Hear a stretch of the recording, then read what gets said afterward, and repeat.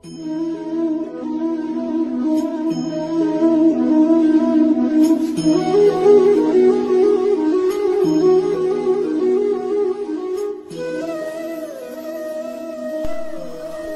मित्रों, मैं अथर्व श्रीवत्स आप सभी का अपने YouTube चैनल पर बहुत बहुत स्वागत करता हूं।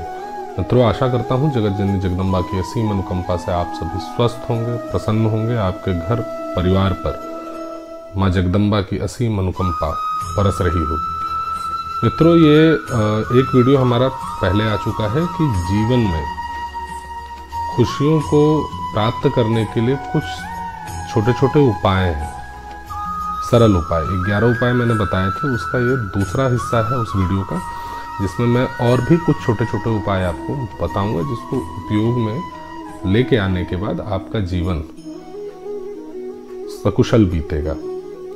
वीडियो आरंभ करने से पहले आप सबों से हाथ जोड़कर प्रार्थना है कि कृपया हमारा जो चैनल है, पहली बार आए हैं, सब्सक्राइब जरूर कीजिए, वीडियो को अंत तक जरूर देखिएगा।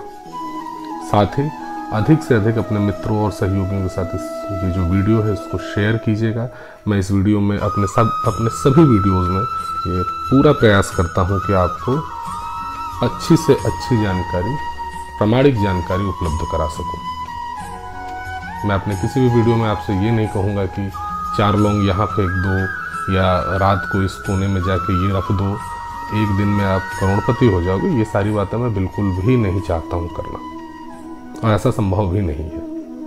उपाय होते हैं, ऐसा नहीं है कि उपाय नहीं होते हैं, उनका जो असर है वो धीरे धीरे ही आता है। एक दिन में कोई छप्पर फाड़ के करोड़पति नहीं बन सकता है, कर्म करना पड़ेगा आपको।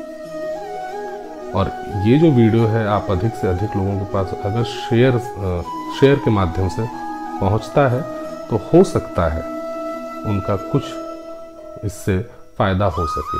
अगर मेरे वीडियो से एक आदमी को भी फ़ायदा होता है तो मैं ये समझूंगा कि मेरा वीडियो बनाने का उद्देश्य सफल हो रहा है। और अगर उनका फ़ायदा हो रहा है तो कुछ न कुछ पुण्य के भागी आप भी होंगे, और हम तो खैर पुण्य के भागी भी होंगे, और हमारा भी कुछ फ़ायदा होता रहेगा। चलिए वीडियो को आरंभ करते हैं। कल तक मैंने जितनी भी बातें बताई हैं आपको, इसका एक वीडियो है इससे पहले मैंने जो बनाया था वीडियो, उसको एक बार आप देख लीजिए, समझ लीजिए। उन सारे प्रयोगों को अपने ऊपर अपने घर में आजमाइए। आज आरंभ करते हैं कि और क्या क्या छोटे उपाय हो सकते हैं। सबसे पहले झाड़ू की ही बात कर लेते हैं। सायंकाल के समय में पहला पॉइंट ही यही है कि सायंकाल के समय में जब गोधूली जो बेला होती, सूर्यास्त के उपरांत घर में झाड़ू बिल्कुल भी नहीं लगाना चाहिए।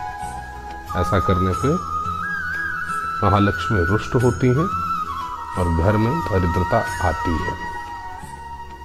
इस पॉइंट को कहीं भी अपने दिमाग में रख लीजिए, कहीं कॉपी से इसको नोट करके रख लीजिए कि सायंकाल के उपरांत किसी भी हाल में घर में झाड़ू नहीं लगाना चाहिए। दूसरी बात, प्रयास कीजिए हफ्ते में एक दिन, अगर घर में आपसी मतभेद ज़्यादा हैं या आर्थिक समस्याएं हो रही हैं तो सप्ताह में एक दिन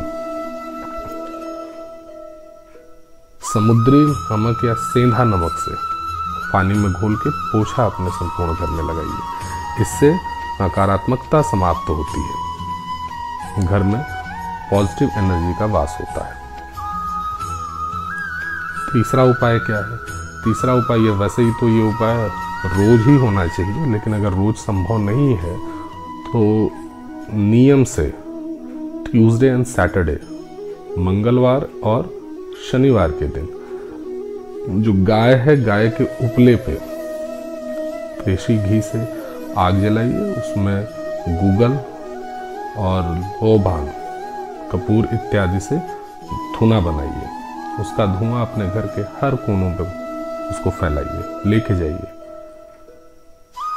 गूगल और लोबान आपको पंसारी की दुकान पे, या पंसारी अगर आप नहीं समझ पा रहे हैं तो ऐसी दुकानें जहाँ पूजा पाठ की सामग्री उपलब्ध होती है वहाँ आपको आसानी से मिल जाएगा। वहाँ जाइए, उसको ले आइए। कोशिश कीजिए रोज हो सके सायंकाल की पूजा के उपरांत अगर नहीं हो सकता है तो सैटरडे एंड ट्यूसडे 2 दिन अवश्य कीजिए। इसके अलावा भगवत भजन अगर घर में होता रहे, चौथा उपाय बता रहा हूँ, भगवत भजन अगर घर में होता रहे तो किसी भी प्रकार की कोई समस्या नहीं होती है। लेकिन फिर भी अगर आपको ऐसा प्रतीत हो रहा है तो एक नियम और बनाइए, जीवन में उतारिए कि हर ट्यूसडे एंड सैटरडे, वैसे ये भी उपाय रोज ही किया जाए तो बहुत ही अच्छा इसका लाभ मिलता है, लेकिन फिर भी अगर रोज संभव ना हो सके तो ट्यूसडे एंड सैटरडे सायंकाल या प्रातःकाल सुंदर कांड का पाठ घर में अवश्य कीजिए। हार्डली 1 घंटा लगता है, आप बाद में फ्लो में आ जाएंगे तो 55 मिनट, 45 से 55 मिनट के बीच में आता है। सुंदर कांड का पाठ अवश्य कीजिए, इससे भी घर में सकारात्मक ऊर्जा का वास होता है। इसके अलावा एक उपाय और बता रहा हूँ। अब तो जैसे गांव में जिनका घर है या जिनके पास कुछ प्लॉट वगैरह है जहाँ पे गेहूँ और जो अन्न है उनकी खेती होती है, अगर आप अपने घर का गेहूँ पीसने के लिए भेज रहे हैं तो कोशिश कीजिए गेहूँ पीसने के बाद जब आटा बनता है तो सैटरडे के दिन अपने घर ले आइए, और गेहूँ जब भेजिए तो उसमें 11 तुलसी के पत्ते रख दीजिए। गेहूँ के साथ ही वो पिस जाएंगे, और 2 ताने जो हैं नाग केसर के, नाग केसर और तुलसी का पत्ता, ये उस गेहूं के साथ भेजिए पीसने के लिए। इससे भी आपकी स्वास्थ्य से संबंधित जो भी समस्याएं होंगी वो दूर होंगी, और साथ ही आप स्वयं को ऊर्जावान फील करेंगे। इसके बाद और उपाय मैं आपको बता रहा हूँ। घर में हरियाली लगानी है, फूल पत्ती इत्यादि लगानी है, तो घर का उत्तर, जो आपका घर है उसके उत्तर की साइड लगाइए, जो नॉर्थ साइड में है वहां पे लगाइए। अगर स्थान की उपलब्धता नहीं है, गमलों में ही लगाना है, तो प्रयास कीजिए जो गमले हैं वो हरे रंग के हों, उसमें लगाइए। एक चीज और, हमेशा प्रयास करना चाहिए कि घर में कांटे वाले पौधे बिल्कुल भी आप रखिए मत, ये भी वास्तु दोष का कारण बनते हैं, आपको स्वास्थ्य संबंधी समस्याएं हो सकती हैं। इसके अलावा घर का लिविंग रूम जो है वो हमेशा ही सुगंधित होना चाहिए, हवा, ताजी हवा वहां आती जाती रहे, इसकी व्यवस्था। और हाँ, सूर्य का प्रकाश, सूर्य का प्रकाश जिस घर में, प्रातःकाल सूर्य का प्रकाश जिस घर में आता है, या दिन में जब प्रातःकाल सूर्य उदय से लेकर सूर्यास्त के समय तक जिस घर में प्रॉपर सूर्य का प्रकाश आता है, उस घर में जो वास्तु दोष हैं अपने आप छोटे पड़ जाते हैं। अब फ्लैट सिस्टम है, वहाँ संभव अगर नहीं है तो भी प्रयास करना चाहिए, कुछ ऐसी व्यवस्था किया जाए, कर्टन्स वगैरह हटा दें, तो दरवाजों को खोल दें कि सुबह में प्रातःकाल 1 घंटा एटलीस्ट सूर्य का प्रकाश आए। इसके अलावा अगर आपको ऐसा फील होता है कि घर में कुछ वास्तु दोष है, तो घर में एक अशोक का पौधा अवश्य लगाइए। तुलसी तो हर सनातनी हिंदू के घर में होना ही चाहिए, चाहे आप फ्लैट में रहें या अपने घर में रहें।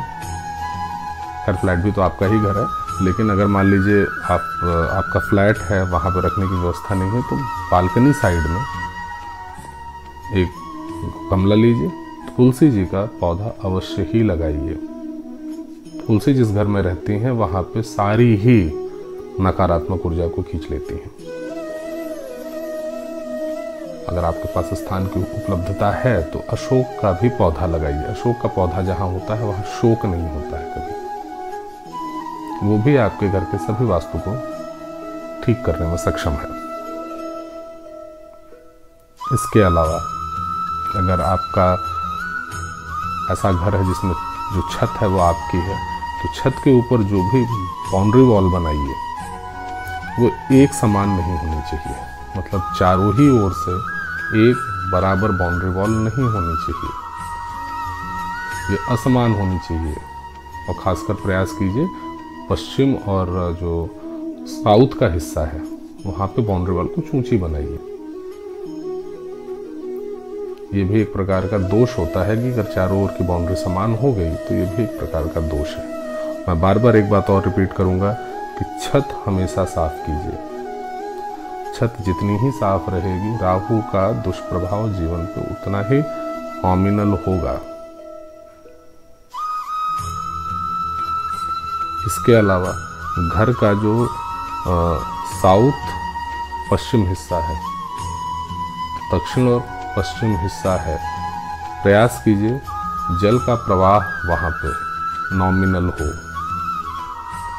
जल का प्रवाह जितना ज़्यादा होगा उतने ही आपको धन संबंधी समस्याएं होंगी। हाँ, इसके साथ एक उपाय और मैं बता रहा हूँ आपको। एक ये भी वास्तु दोष होता है, जल जो है वो धन का प्रतीक होता है। घर में बेवजह जल जितना ज़्यादा बहेगा आपको आर्थिक समस्याएं उतनी ही ज़्यादा होंगी। आज के समय में टैप वगैरह है, अगर ख़राब है, वॉशर ख़राब है, तो जितना जल्दी हो सके उसको रिपेयर कराइए। जल की एक एक बूंद, एक एक ड्रॉप, उसको अपने जान के समान कीमती मानिए। वैसे भी कहा गया है जल ही जीवन है। जल अगर सुरक्षित रहेगा तो ये हमारी आने वाली जो पीढ़ियां हैं वो भी हमको आशीर्वाद ही देंगी। तो प्रयास कीजिए बेवजह जल ना बहे। ये प्रयास अवश्य ही करना चाहिए। इसके अलावा एक प्रयोग है ये, इसको अपने जीवन में उतारिए।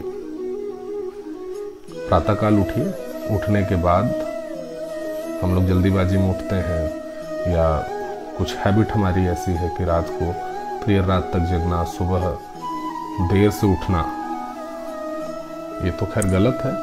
लेकिन आपका जीवन जैसा भी हो, जीवन चक्र जैसा भी हो, लाइफस्टाइल जैसी भी हो, पूरा प्रयास कीजिए कि प्रातःकाल ब्रह्म मुहूर्त में उठिए।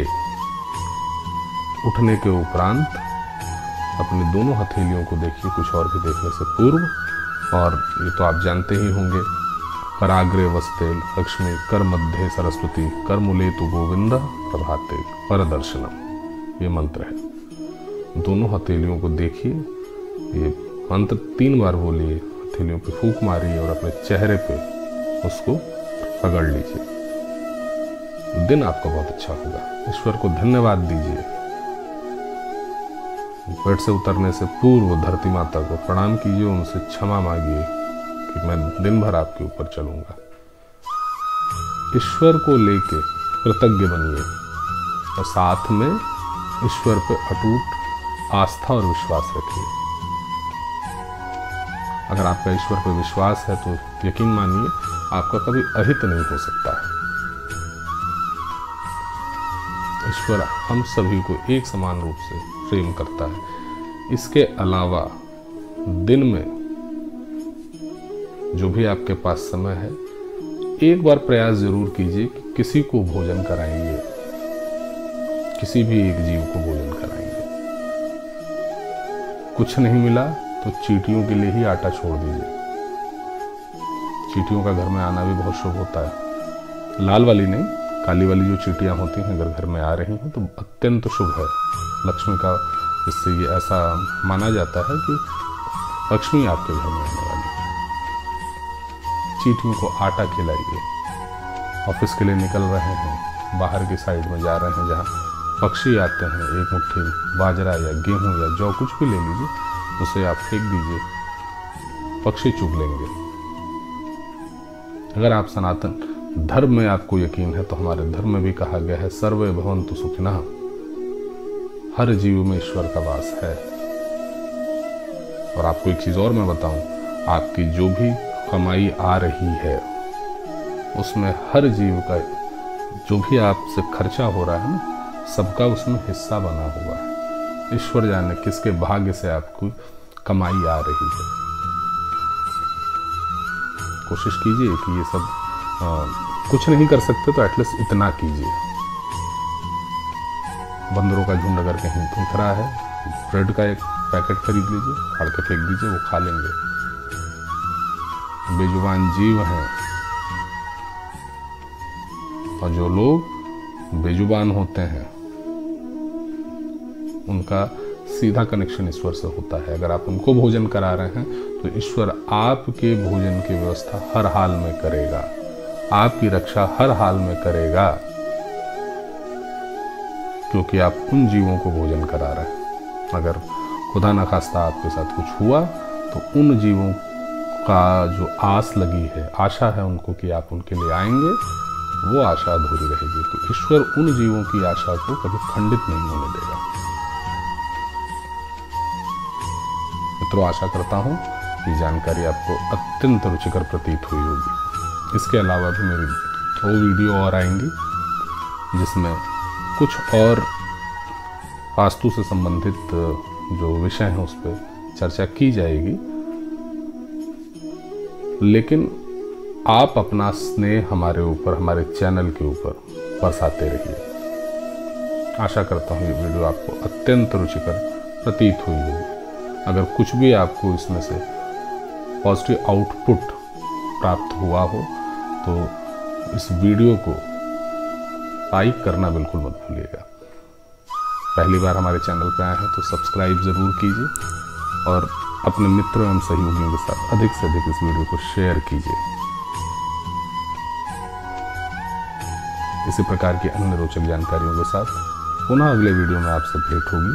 तब तक स्वस्थ रहें, प्रसन्न रहें। आपने अपना बहुमूल्य समय दिया, इसके लिए आपका बहुत बहुत धन्यवाद।